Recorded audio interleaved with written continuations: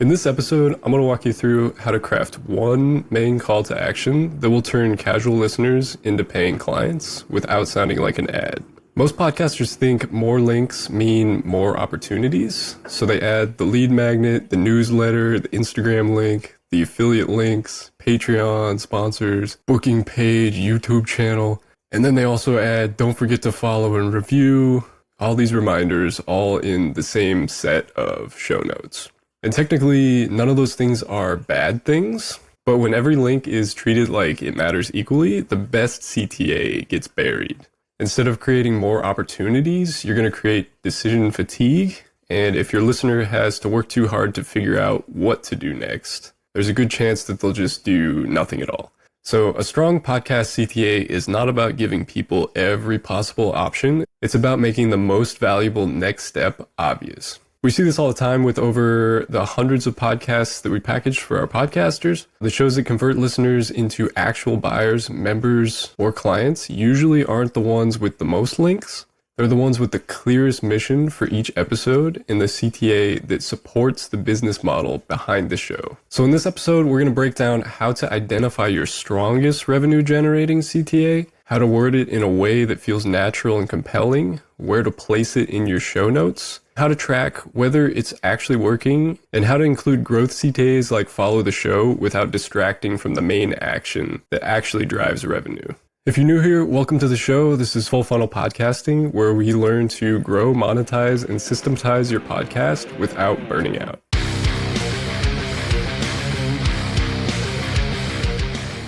All right, so why too many CTAs are quietly killing conversions for you? Most podcasters are not losing revenue because they forgot to include a CTA. They're losing revenue because they included way too many. There's a difference between a helpful resource list and an actual conversion path. A helpful resource list says, here's 12 things that you might enjoy.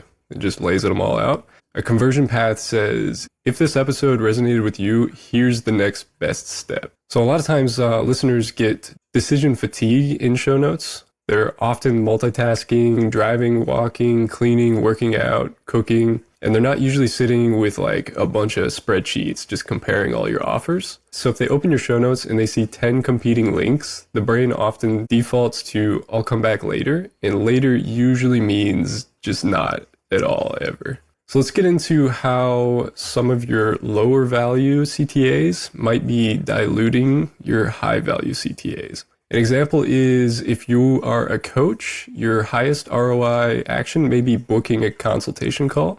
But in your show notes, you might have affiliate links, Patreon, newsletter, a bunch of social platforms, and those are like the emphasized things that you're pushing people to do. Those may create tiny wins, but if the coaching offer is what actually generates revenue, it should not be buried beneath all these other lower impact links. And this is not about removing every other link forever. It's about a hierarchy of your revenue generating CTA gets the spotlight, and then secondary links either support the main CTA or move lower in the show notes. And just to frame this in your mind, you can ask yourself, if a perfect fit listener only clicked one link after this episode, which link would I want it to be?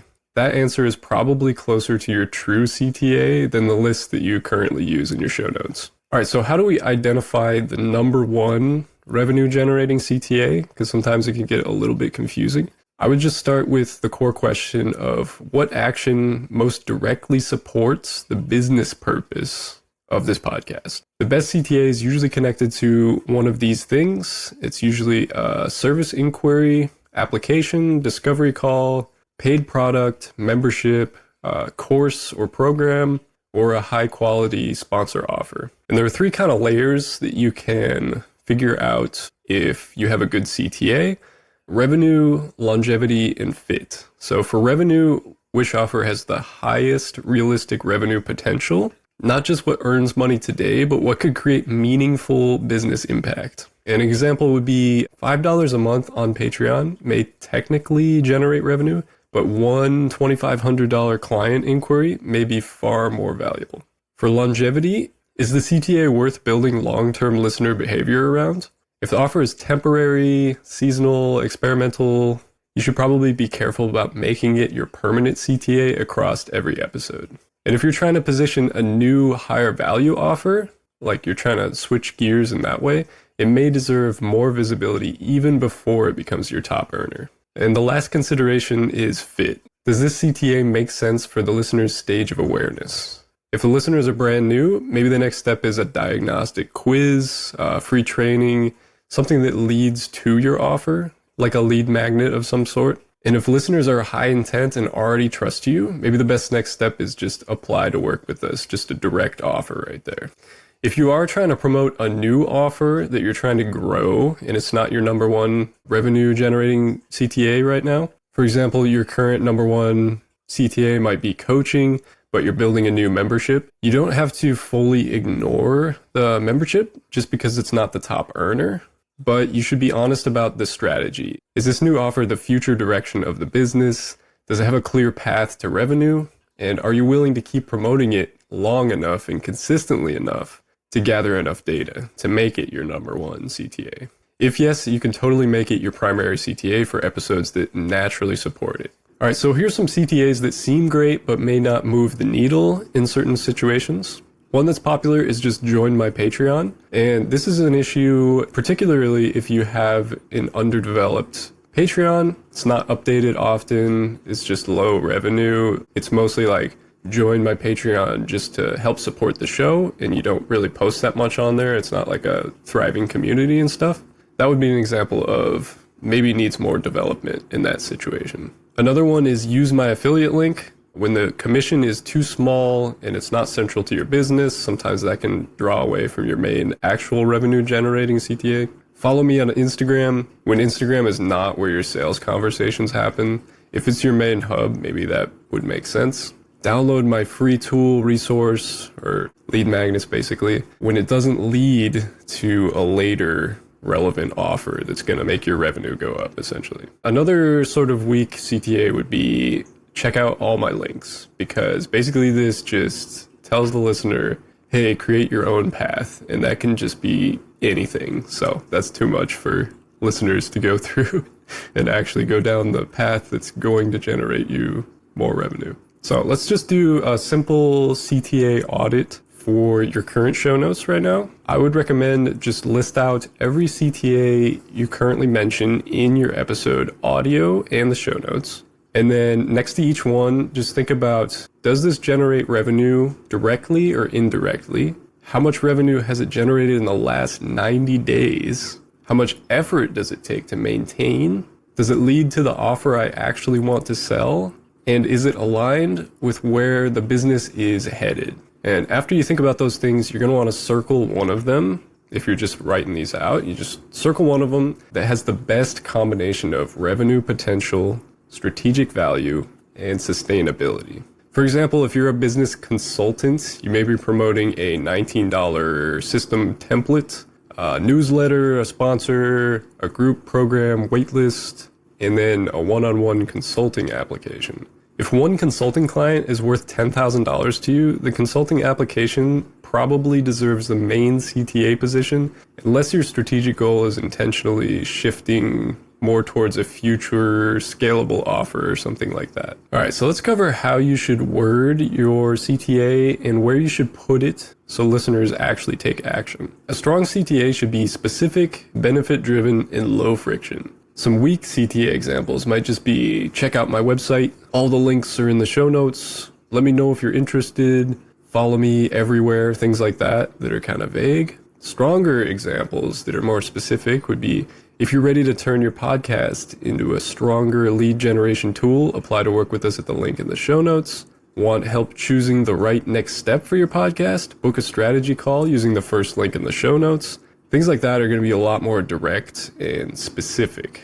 So basically, to break this down into a formula, you want to start with listener problem with the desired outcome, and then say a specific action, a specific location for that action. And then if you have a sponsor with a special offer, you want to do the special offer. For the listener problem, just name what they're struggling with, your ideal listeners. For the desired outcome, tell them what the CTA helps them achieve. For the specific action, tell them exactly what to tap or do. Location, tell them exactly where to find it. And then special offer. State the special offer exclusive for listeners or just the main offer of your sponsor so that they have an incentive to actually click your link instead of just go straight to the sponsor's website. An example of this formula in action without a sponsor would be, if you're tired of sending listeners to 5 different places and still not seeing leads come in, our team can help you clean up your podcast strategy and show notes so your podcast becomes a revenue asset instead of an endless content treadmill. Tap the first link in the show notes to see if you'd be a good fit to work with us. So that covers the listener problem, the desired outcome, specific action, and the location of where to do it. And then for an example with a sponsored offer, we're going to use an example from, let's say your sponsor was a dental practice management software. We're going to start with the problem here. Most practice management software stores your data, but it doesn't necessarily help your practice operate better. That's where Great Dental Software is different. It's a cloud-based practice management platform built to simplify your day from scheduling and charting to treatment planning, billing, imaging, and patient communication all in one place. Tap the Great Dental Software link in the show notes below or visit greatdentalsoftware.com/mypodcast to get the first 30 days 100% free. That last part tells them why they should use your link and allows you to collect data on the results you're getting for your sponsors, which is very important for telling them the results that they're getting from being on your show. All right, so let's cover where to put the CTA in the show notes to where it's going to work the best. My personal philosophy and what has worked for our clients is people come to the show for the actual content and the value of the episodes, not the CTA. So I like to put the CTA as the first link, but after showing the value for the episode, which is the hook, the description, and basically why listen to the show. You want to make it visually obvious with like bold heading instead of just like normal paragraph font. And you can label it like apply to work with Podpunch, get the podcast audit, or like a pain-based thing, like tired of not seeing leads from your podcast. But basically you want to avoid burying the revenue generating CTA under timestamps, guest bios, social links, mentions and links, all the other stuff. You don't want people to just like leave the page before they have a chance to look at your main CTA. So the show notes hierarchy that I would suggest would be first the show's value, which would be the hook in the description. Then you're going to have the primary revenue CTA. Then you can put guest contacts, links if you have a guest, resources mentioned in the episode. And then after that, if you want to, you can put secondary growth CTAs like follow, subscribe, review, all those sorts of things. If you're curious about where to put the CTA in your actual audio, there are a few places that you can do the intro, mid-roll, or outro CTAs. So if you do the intro, this is the most likely that people are going to hear it because people drop off as the episode goes, just naturally. So you're going to have the most people interface with that actual CTA, but it's also likely that they're just going to skip it if they hear something that sounds like an ad or is a call to action that they have heard all the time. They'll probably skip and just go to the main content of the episode because they're already pulling out their phone, starting it up, and it's easy to just skip by. So if you do mid-roll, it's a little bit less likely that they'll hear it if they drop off before that point, but it's also less likely that they skip because listeners are already doing something when they're at this point of the episode, so they don't typically like pull out their phone and skip just that like 1 minute of promo, basically. This one I like the best for if you're trying to actually get conversions, whereas the intro one is kind of just like general branding, like just repetition. People are going to hear it enough and associate your brand with a familiar name. And then you can also do outro. This one is the least likely to hear. They can also skip it a lot of times because they're just going to the next episode or finish doing whatever they're doing. But the benefit with doing the outro one is it's the most memorable as the last thing that they've heard. So if they do listen through it and then they stop and go do whatever, then it's at least the last thing that they heard. So that can help out too. All right, so what we want to do with the CTA to make it successful is match the episode mission. If the episode is about solving a problem that your service solves, the CTA can be fully direct there.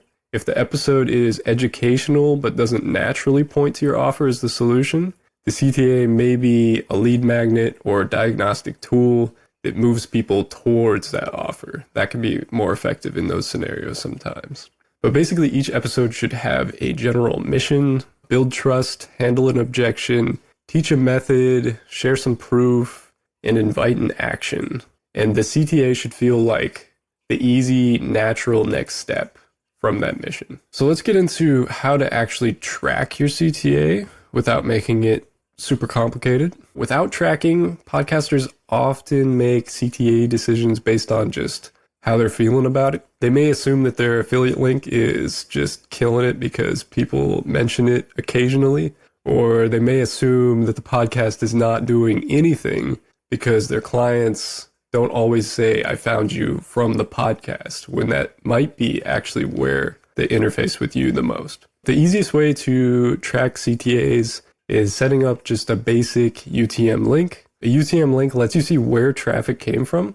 And you can create different tracked links from podcast show notes, audio mentions, newsletters, social posts, sponsor placements, all these things. And it helps you understand what the podcast is actually driving in numbers instead of just feeling about it. A simple tracking setup would just be one clean CTA link in the show notes, and then add UTM parameters that identify source, the podcast, the medium, show notes, and then campaign, episode topic, offer name, or season. And basically, when you set up these parameters, you're going to end up with a big old link that's the size of the whole page, basically. It gets a little bit messy if you just leave it directly as that. So you're going to want to have some sort of link shortener or a redirect, so it just doesn't look like this giant messy link with UTM medium, UTM campaign, source and stuff. It's just going to look messy. You can also just like hyperlink it on words like click here and then hyperlink it. And then you won't have the issue of the messy link so much. So this helps you track the clicks on the link. You're also going to want to see how many people submitted the form, how many people booked a call, how many bought the thing that you were selling, and then how much actual revenue came from those actions. So a CTA with fewer clicks but a higher quality buyer may be better than a CTA with a ton of clicks and it's just low intent traffic that they're never going to buy your thing. If you want to get a little bit more depth on like how they found you and everything, you can also just add that to your intake forms. How'd you hear about us? And then just include podcast as an option on there. You can also do a follow-up like which episode topic led you here. And this helps get some qualitative insights that your analytics and the UTM links might miss. All right, so how often do you want to review your CTA and figure out if it's the best one? I would do a quick CTA audit every quarter and just review, is this still our strongest offer? Are listeners clicking on it? Are the clicks turning into actual leads or buyers?